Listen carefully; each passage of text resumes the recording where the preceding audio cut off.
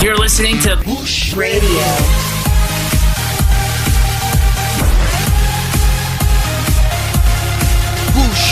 Bush Radio.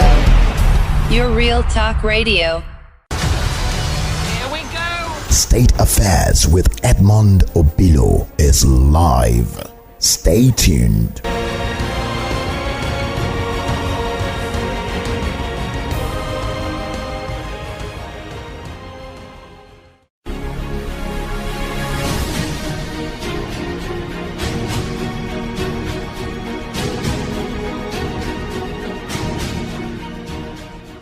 The program is State Affairs. I am Edmund Obilo, and my guest is a classmate in secondary school. Ikponmwosa Agbonifo, it's good to have you on State Affairs. Thank you very much. We knew you for your footballing skills. Yeah. When you take your mind back to our secondary school days, how do you feel? You know, I feel great. You know, I feel privileged of going to Edokpolo Grammar School. You know, my dream then was also to play football. You know, when I remember from when we were filling the form from the primary school, which secondary school we would like to choose then. You know, my late parents were all saying Edo College, ICC. You have to tell them, Dad and Mom, I want to go to Edokpolo Grammar School, because then we all know that Edokpolo Grammar School is a good school economically, but most of the footballers then have to graduate from Edokpolo Grammar School. It was a great time. I learned a lot of things then in the school. And Ogushola was the sport master. Ogushola took sport in Edokpolo Grammar School to a new level. It is sad that Ogushola is no more. You know, Ogushola is a disciplinarian, you know. I remember those days you have to organize an inter-class match, which we won too, you remember? And I can remember, you know, playing football then, Edokpolo Grammar School, you have to be very disciplined. I can remember when we were training with Ogushola, we so rest in perfect peace. When you miss a pass, you give two strokes of cane, you know. You don't have to miss any passes, you have to be disciplined, focused, and so many other things, you know. What I remember about the school was the array of footballing talents we had. Yakubu Ayegbeni, Maleke, who later won the Under-17 World Cup. 17 World Cup. And I can remember from Edokpolo Grammar School, the late Wilfred Igbinobare was there, Osile Govon, Kislorobare, Bright Igbinadolo, and Sosa Yamo Patrick. There are so many players then so many players, you know. And we can also say Ikponmwosa Agbonifo was a great talent from Edokpolo Grammar School. I was one of those that passed through Edokpolo Grammar School, so I'm privileged I can say it nice and clear that I'm proud and happy that I went through Edokpolo Grammar School. You were in 1E. 1E, yeah. And 1E was very bad in footballing. You know, it was just like a miracle. Let me just say, because 1E then we had 11 players that were starting from the lineup. 10 of us were playing for the youth side in Benin then. You know, it was like that class was composed to be all footballers. You know. And I remember how you guys used to demolish every other classes from JSS1, JSS2 to JSS3. Yes. So privileged to be in that class then, you know. Edokpolo Grammar School, 1E was very, very, very, very, very important class then. And GSS 1K too, you know. We have a lot of talented players then. Yakubu Ayegbeni was one of them. Yakubu was in 1B. Yeah, 1B, yes. And we defeated 1B in the quarterfinals, you know, I can remember. And what I can remember, whenever I talk to Yakubu sometimes, I say, remember when you were crying after losing the quarterfinals against us, you know. Those were beautiful days. Yes, you know. I can remember vividly everything that we went through then, you know. So good day. And then we were playing with our bare foot without any football boot, you know. Why some of us went ahead after secondary school into universities, you made up your mind you were going to play football. Yeah. And I know at 1996, you were the youngest footballer playing for Concord FC of Abeokuta. Yes. Can you tell me, how did it get to that point? You know, it's a very good story. I would like to, because this is the first time somebody is really asking me this question.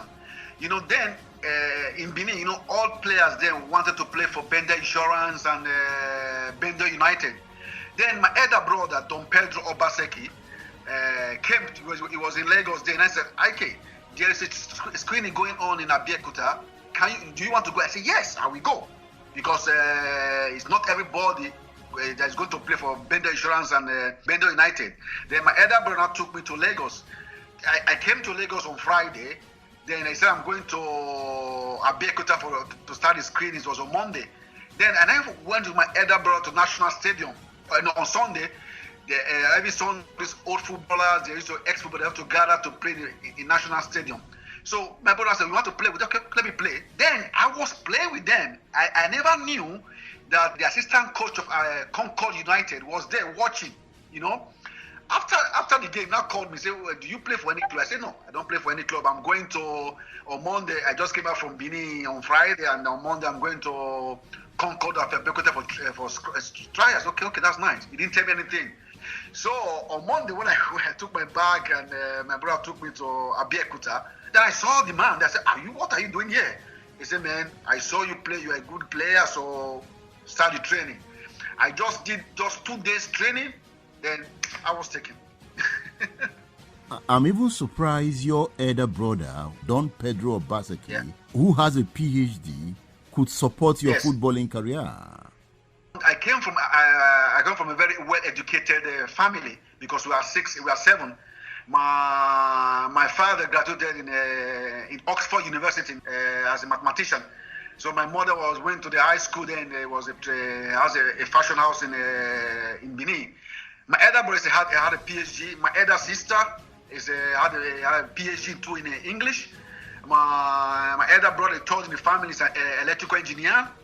And my immediate elder sister, she's an economist. She read economics in university. And me, football, you know. And again, let me tell you something. Then my junior brother, Nosa Obaseki, he went to University of Lagos. He read theater art too.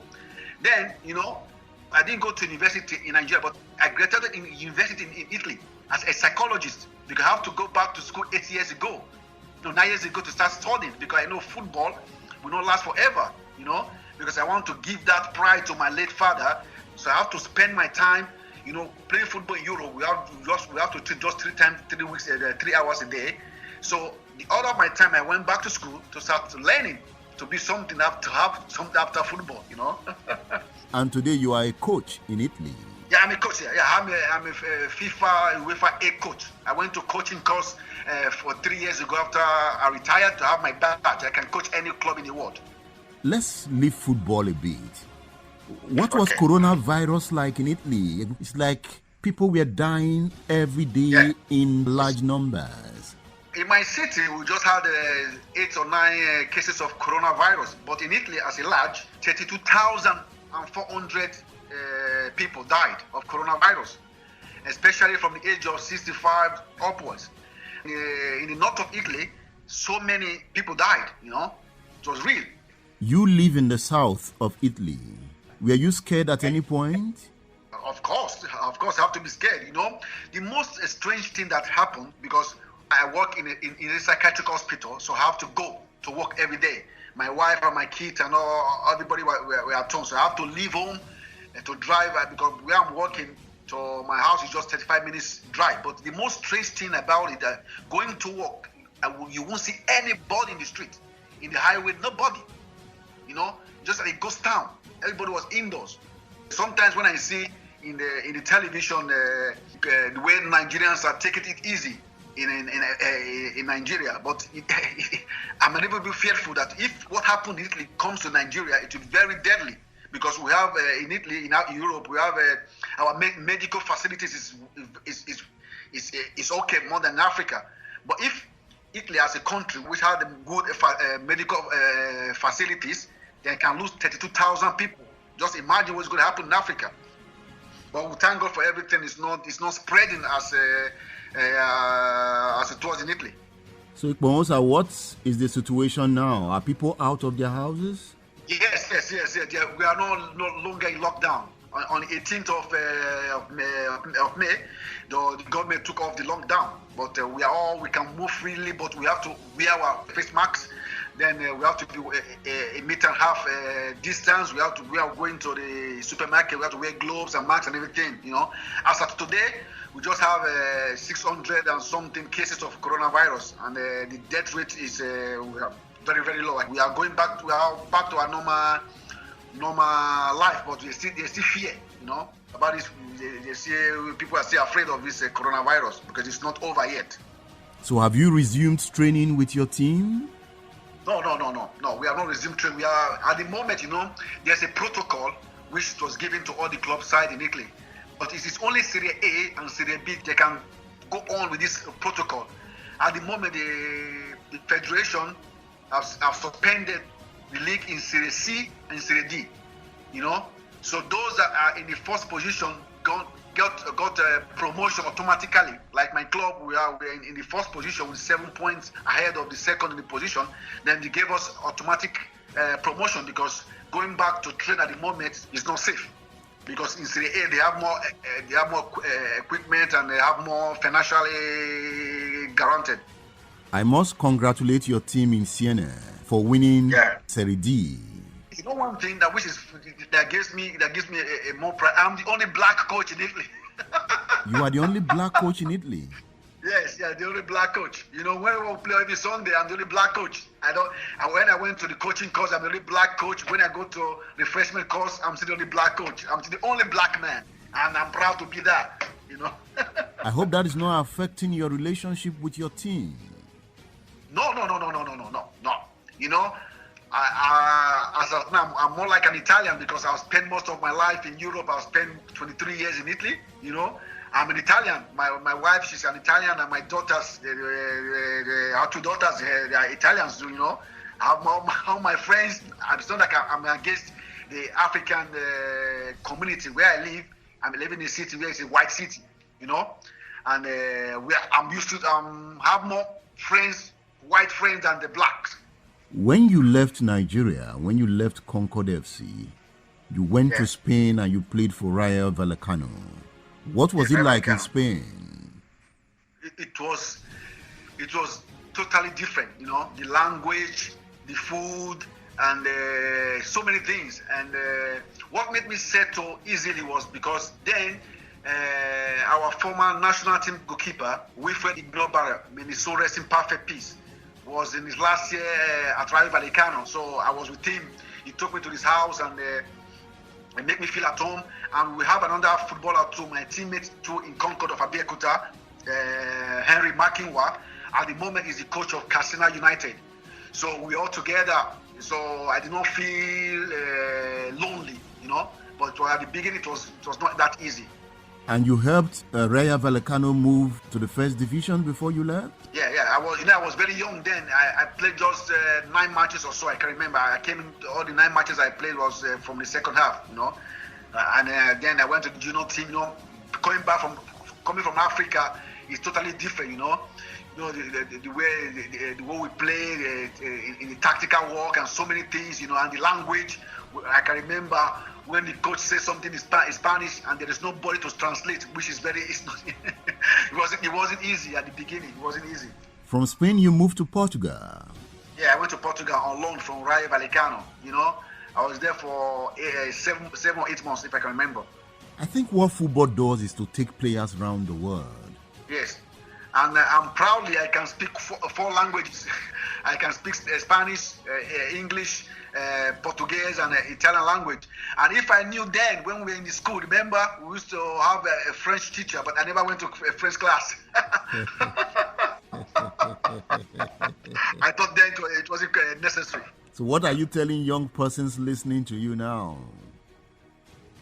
about language? Oh, language is very important. If we have the opportunity to learn some languages apart from English, I will suggest and I will encourage anybody I know English is more popular as a most spoken language in the world, but if you can learn try to learn another language is very important. It makes you grow in so many things. You know, it makes you to be more enlightened and communicate with other people. You played for Empoli. You played for Livorno. Livorno, yeah, one of the best clubs in Italy. Yeah. In Italy, and do you follow Italian football? My former teammate is the captain of Juventus, Giorgio Chiellini. We played together at Livorno then.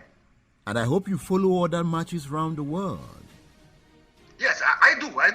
Yes, I do. So if I asked you now, which is this team that you support in Serie A, in the Premier League, can you tell me?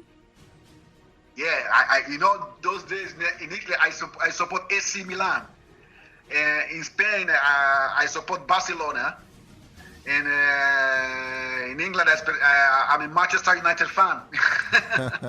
In Holland, Ajax, because Finidi George and Kanu Wanko were playing for Ajax those days. You are a Messi man. You prefer Messi to Ronaldo. Yeah, I used to say they are two great players. But as for me, my own philosophy of looking football, Messi is more it's a natural talent. It's a natural born talent. It's a natural talent. But Cristiano Ronaldo is more physical. It's a talent. It's a talented player also. But it's difficult to you to mark Leo Messi than Cristiano Ronaldo. They are two great players. Is that what you tell your players in your team? No, I don't tell them that. I tell my players, you have to work hard because you don't have to look up. Nobody have to be like Messi or Cristiano Ronaldo. Each player has his own characteristics. You have to build on what you have. Because of Ronaldo or you want to be like nobody can be like Ronaldo. Nobody can be like Messi. We have different faces. Our own talent is different from others. I used to tell you have to work hard, work. When you work hard, at the end, you fulfill what you have worked for. The program is State Affairs.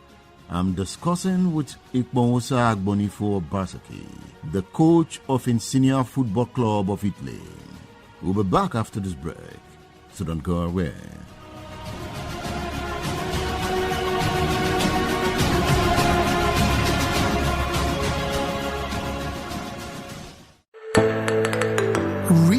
Is feeding the mind.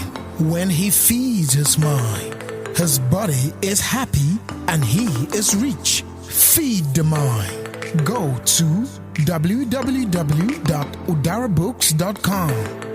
Udara Books, feeding the mind.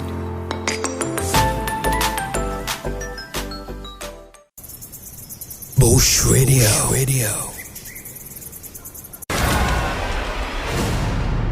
State Affairs with Edmund Obilo is live.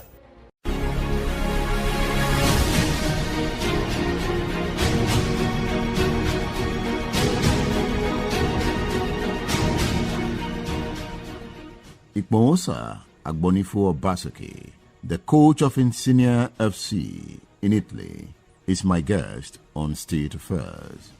Ike, how did you feel when Odion Ighalo moved to Manchester United? No, as a Nigerian, I'm very proud. It's a big thing. I'm very proud for playing in Manchester United. Because you can see sometimes in life, when you work hard, the unexpected will come. When he went to China, people were he's not going to play. But playing from China, and I came back to England in the English League. To one of the biggest clubs in England. For me, as a Nigerian, I'm proud that Ighalo is playing for Manchester United. He's playing for your best team in the English Premier League. In English Premiership, the club I support, But Manchester United is no longer flying that high. Football is season. Then Manchester United they had the greatest players then, but now it is Liverpool, just Chelsea and other great teams. That Manchester City. That's football. This at the moment is Liverpool. some years back, Liverpool, we are not Liverpool of today, you know. It's just a change of generation. You know, then in secondary school, I was one of those who felt that someday you were going to play for the Super Eagles. What happened? You know, so many things happened that you know, everybody, you know, you know, everybody cannot play for the Super Eagles, you know. Sometimes I consider myself a lucky man. I won't regret anything because I wanted to play football in Nigeria, and I fulfilled that my dream. I want to play Europe. I did the same thing. The other dream I had was to play for national team, but I can remember one episode that about it was under 21. I was invited then. Then the first time Rayo Vallecano did not allow me to go because I have to wait to have my working permit. I have to stay in that country before I go. Then I had another episode whereby I would like to say it about football, Nigerian football. I had an invitation, but they said I have to bring something, but I refused. You know. They said you had to bring something. Yeah. It's a long story. Then so it's a long story. That was it happens in 1998. I can remember. The contact came through the late Wilfred Igbinobara, because you know Wilfred was in the national team. He knew so many people then. You know, I had the call. They brought let me just. It was 2 invitation letters. You know, one was that I have to sign on undertaking that I would drop something. So I said no. I won't. I prefer not. I prefer not to. And then my former manager then was annoyed too. So I said okay, no, let's forget it. You know, in my own generation, then it got to the time, you know, the Nigerian national team, when you are playing the first division, you have more people will see you. But then I was in second division. I was content with what I had then. So I was not boarding from the back door to the international. And then I was playing to have a stand, you know. So the opportunity come again. So I don't have any regret. Is it that talent is not all that leads to that great height in football? Not talent cannot take it to, you know, sometimes it comes to luck, to be able to be lucky too, then to get the right people to call at the right time. Just like because in our set, there's Yakubu Ayibeni. Ayibeni went to the highest level, whereby he's my very good friend, and we still talk to who spoke this morning. So he's one of those that fulfilled that status of playing for the national team, you know. Not everybody cannot play the national team. But if you look at our set there, it was 2 of us, me and Yakubu, and I can't remember the other player that went to play football. Just me and Yakubu Ibeni that went to play football in the highest level. The likes of Lazy Pele just faded away. Oh, Lazy Pele was very fine, nice footballer. But you know, that's what I say sometimes, you know. When you have to do something, you have to be courageous to do something.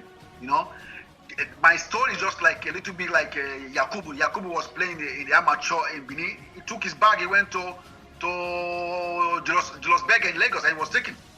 You know, then most of our footballers in Benin, then everybody wants to play for Bender Insurance and Bender United.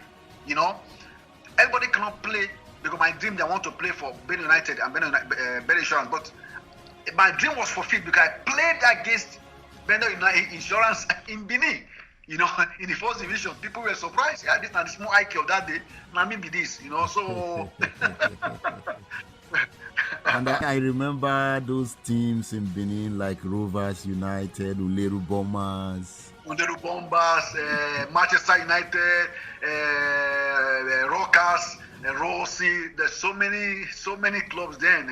And there was this popular local coach, Chema Kado, something like that. Oh, Chema Kado, yeah. Chema Kado was my coach. He brought me from under 13, under 14, under 15, under 16. You know, yeah. My first coach was Chema Kado. Chema Kado, yeah. Whenever I go to Nigeria, when I go to Benin, I always go to say hi to him. Football is not as popular as it used to be in Benin anymore.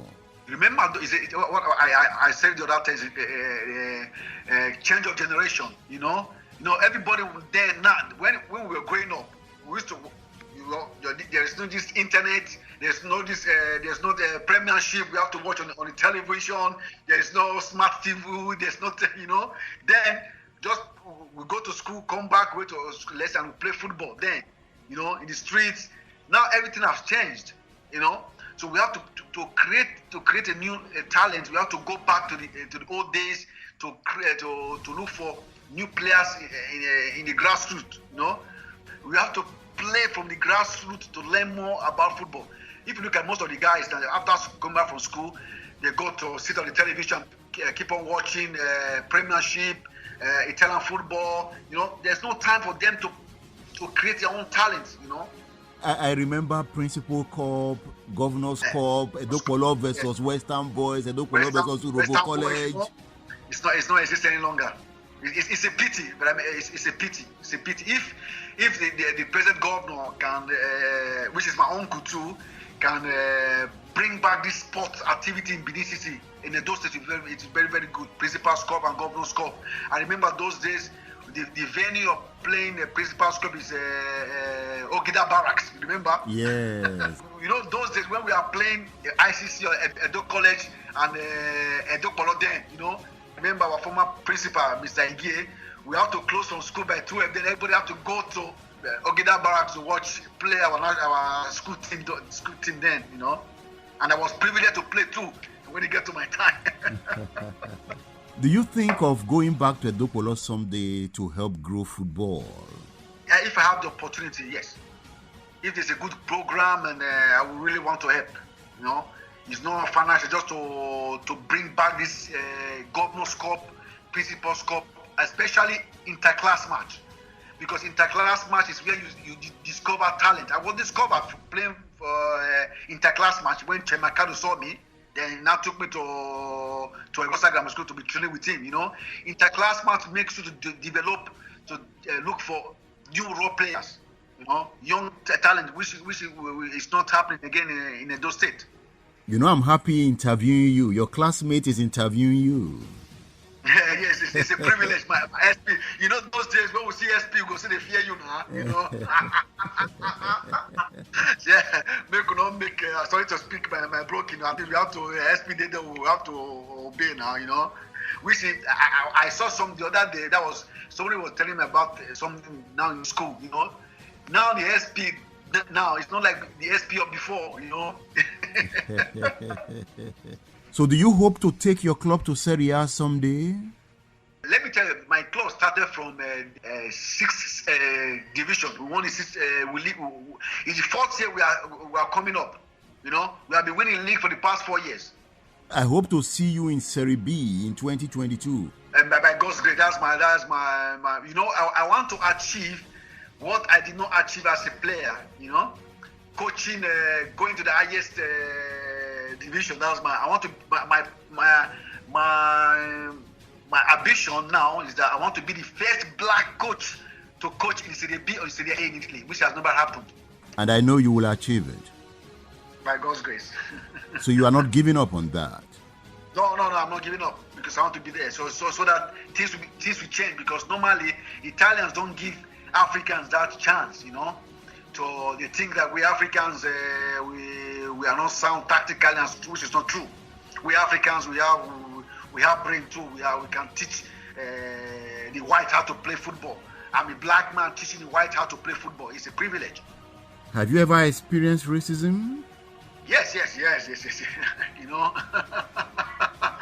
Italy, yes. I experienced it at the beginning, because I can remember when I got to Italy 20 years ago. There were no a lot of blacks in the lower division. It was what I was focusing on. Whatever people say in the state box, in the fans, it doesn't disturb me. I know I am not inferior to anybody. I'm a black man. I'm proud to be black. So if you are white, you are not inferior to me, and I'm not superior to you. We are the same. You have 2 eyes, I have 2 eyes. You have 2 hands, I have 2 hands. I have 2 legs, I have 2 legs. I don't have to intimidate myself. If you say, hey, black negro, hey, white man, I'll say the same thing to you. So we are equal. You come from a very large family, a very popular family in Benin, the Obaseki family. The Obaseki family. Your full name is Ikponmwosa Agbonifo Obaseki. Obaseki. Yeah. So a member of your family is the governor of Edo State. Does that make you feel good? Yeah, I feel good. Sometimes, let me say something. God, another say Obaseki. For me, I met him. It's my uncle. Let me give if he can come on here, I'll just say it now. In 1997, when I was given the visa to go to Italy, not to Spain, I went to his office in Lagos, with my elder brother Don Pedro Obaseki. That was the first time I met Governor Obaseki. I said, Don Pedro, I have not met him then because I'm a small boy then. So my elder brother took me to his office in Lagos. Look, your boy they go Spain for trial. Yeah, I said, thank you, Dad. Obaseki. He gave me $400. I'm talking about 1997. This is a man that have not met me once because the name Obaseki.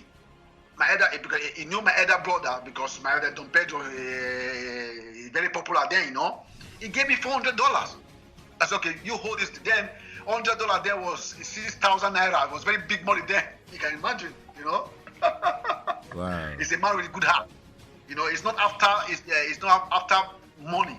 I'm just trying to say something. What happened 25 years ago? He had his own money already. It's not because the government of Edo State have to embezzle money. People are against him because he's not sharing Edo State money. For me, he's doing a good job. Ikponmwosa Agbonifo Obaseki, thank you for featuring on State Affairs. Thank you very much. It's a privilege talking to you, my former classmate and my SP. I'm privileged to talk to you.